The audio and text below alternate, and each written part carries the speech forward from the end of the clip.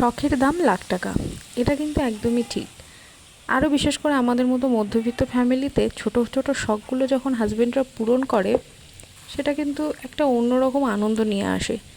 যদিও হয়তো অনেকে শুনতে বলতে পারেন যে এই আবার কেমন শখ এবং এটা পূরণ করেছে তাতেই বা কী এত আনন্দের আছে। আচ্ছা, সে গল্পটা তাহলে বলি। বেশ কয়েকদিন আগে আমি হাজব্যান্ডকে বলেছিলাম যে আমার না খুব সন্ধ্যাবেলায় টাটকা টাটকা চিকেন খেতে ইচ্ছা করছে, আলু টালু ছাড়া, শুধু চিকেন কষা কষা করে শুধু শুধু খেয়ে নেবো, ভাত রুটি কোনো কিছু দিয়ে নয়।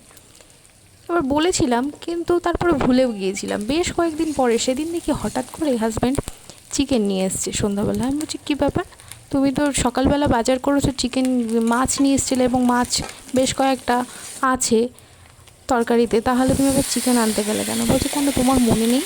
তুমি বলেছিলে না যে একটু চিকেন কষা খাবে? আর আমরা যেহেতু বাড়িতে মানুষজনও অনেক, যখনই মাংস টাংস আনা হয় দুই বেলার জন্য একবারে আনা হয়, কিন্তু যেহেতু লোকজন অনেক ওই জন্য আলু দেওয়া হয় এবং মাংসের ঝোলটাও বেশ পরিমাণে রাখা হয় যেন দুই বেলায় হয়ে যায়। সেই জন্য কষা চিকেন বিশেষ একটা খাওয়া হয় না।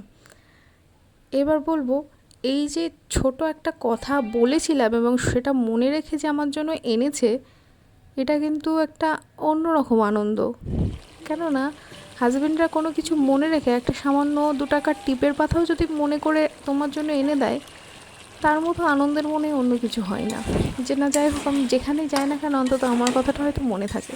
বাচ্চার কথা তো অবশ্যই থাকে, সব সময়ই থাকে, কিন্তু সেই সব সংসারের দায়িত্ব, নিজের কর্তব্য পালন করতে গিয়ে কখন কোথায় যেন আমরাও মাঝে মাঝে হয়তো ভুলে যাই। বাচ্চার কথা ভাবতে গিয়ে নিজের কথা হয়তো ভাবা হয় না, কিন্তু এই যে মনে রেখে দিয়ে এনেছে, এটা একটা অন্যরকম আনন্দ। সে যাই হোক, সেইভাবেই আজকে রান্না করলাম। আজকে কিন্তু কোনো জিরে ধনে বাটা কিছুই দিইনি, শুধু আদা রসুন এবং পেঁয়াজ লঙ্কা দিয়ে মাংসটা রান্না করলাম। আজকের মাংসটা খেতে দারুণ হয়েছিল। জিরে ধনে দিলে কেমন একটা অন্যরকম সেন্ট হয়ে যায়, কিন্তু এইভাবে মাংস রান্না করলে তার একটা অন্যরকম ভালো লাগে আর কি। এতে দারচিনি আর লবঙ্গ দিয়েছি, এলাচ বাটাও দিইনি আজকে। পেঁয়াজ রসুন আদা বেটে দিয়েছি। এত দারুণ টেস্টি হয়েছিল খেতে, সে একবেলাতেই ফুরিয়ে যাওয়ার জোগাড়। সে যাই হোক,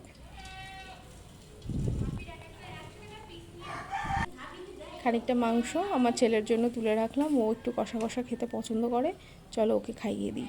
ও যেহেতু ছোটো, তো গরম গরম খুব একটা ভালো খেতে পারে না, আমাকে একটু খাইয়ে দিই, তারপরে নিজে নিজেই খেয়ে নেবে। এই যে তেল তেল পিসটা না, এটা যা আমার ভালো লাগে, আমি একা না, সবাই ভালোবাসে। পোলট্রি মুরগির মাংসে যদিও খুব একটা তেল থাকে না।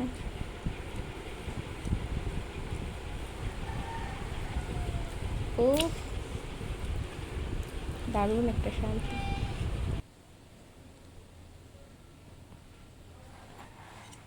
আজকে দেখো, মাছের ঝোল ছিল, মাংস ছিল, আর একটা কি, মোচার তরকারি ছিল।